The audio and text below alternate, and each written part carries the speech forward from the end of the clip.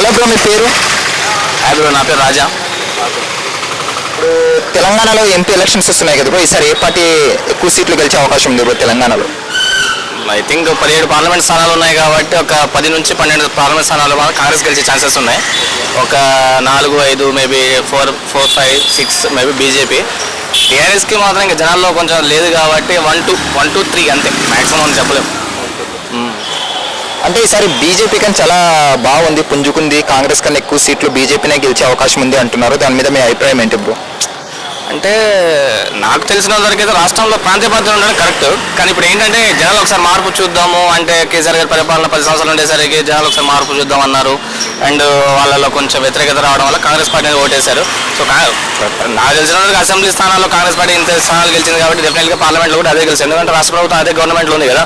So నాకు తెలిసినంత వరకు పార్లమెంట్లో కూడా అదే గెలుస్తుంది. సో బీజేపీ ఏంటి అంటే సెంట్రల్లో గవర్నమెంట్ నరేంద్ర మోడీ మళ్ళీ రావడం కోసం మనం డెఫినెట్లీగా బీజేపీ ఇక్కడ ఆల్రెడీ 2018, 2014 కూడా బీజేపీ పార్లమెంట్ ఎలక్షన్ పర్ఫామ్ చేస్తుంది, అసెంబ్లీ ఎలక్షన్స్లో కాకుండా. మరి టీఆర్ఎస్ పరిస్థితి ఏమంటారు బ్రో? టీఆర్ఎస్ లేస్తుంది కానీ లేవని చెప్పు, అది పార్టీ కనుమరుగైపోదని చెప్పాలని లేస్తుంది. ఎందుకంటే జనాల్లో అభిమానం ఉంది. ఇప్పుడు ఏంటంటే ఈ 24 ఇయర్ మొత్తం ఎలక్షన్స్కే సరిపోతుంది.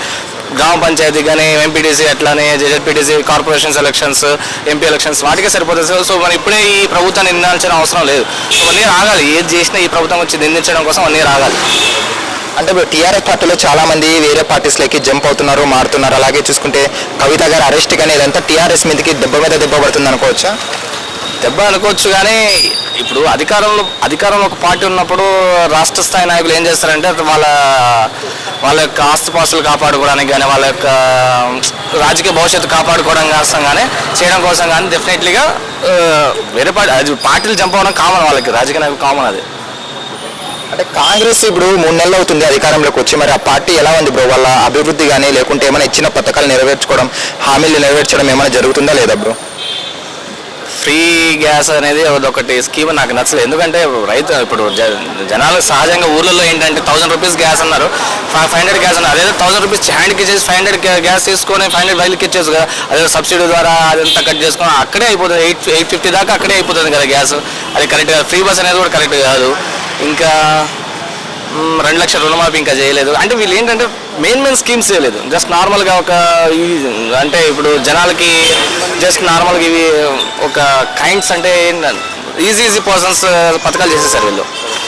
అంటే కాంగ్రెస్ ప్రభుత్వం ఏమంటే ఎంపీ ఎలక్షన్స్ వరకు ఇలా ఉంది, ఎంపీ ఎలక్షన్స్ తర్వాత పార్టీ ఉండదు కాంగ్రెస్ పార్టీ అంటున్నారు. చీలికలు వచ్చే అవకాశం ఉంది అంటున్నారు కదా, మేబీ రావచ్చు. ఎందుకంటే ఎలా అంటే అది కూడా ఒకవేళ బీజేపీతో టీఆర్ఎస్ పార్టీ పొత్తు పెట్టుకుంటే, ఒకవేళ సెంట్రల్ స్థాయిలో పొత్తు పెట్టుకుంటే కానీ డెఫినెట్లీగా కాంగ్రెస్ ప్రభుత్వం పడిపోయే ఛాన్సెస్ ఉంటాయి.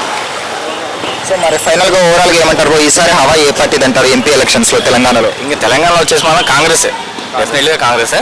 బట్ ఇంకా 29 ఎలక్షన్స్ చూసుకుంటే మాత్రం డెఫినెట్లీగా అప్పుడు మార్చే ఛాన్సెస్ ఉన్నాయి. ఈ 10 years వరకు కాంగ్రెస్ ప్రభుత్వం ఉంటుందని గ్యారెంటీ అయితే లేదు. Thanks bro. Thank you. Hi friends, మా ఫ్యూచర్ టుడే ఛానల్ చూస్తున్నందుకు చాలా థ్యాంక్స్. మరిన్ని లేటెస్ట్ వీడియోస్ కోసం వెంటనే సబ్స్క్రైబ్ చేయండి. అలాగే ఈ బెల్ ని కూడా రింగ్ చేసేయండి. మా లేటెస్ట్ వీడియోస్ నోటిఫికేషన్స్ అన్నీ మీ మొబైల్లో వస్తాయి.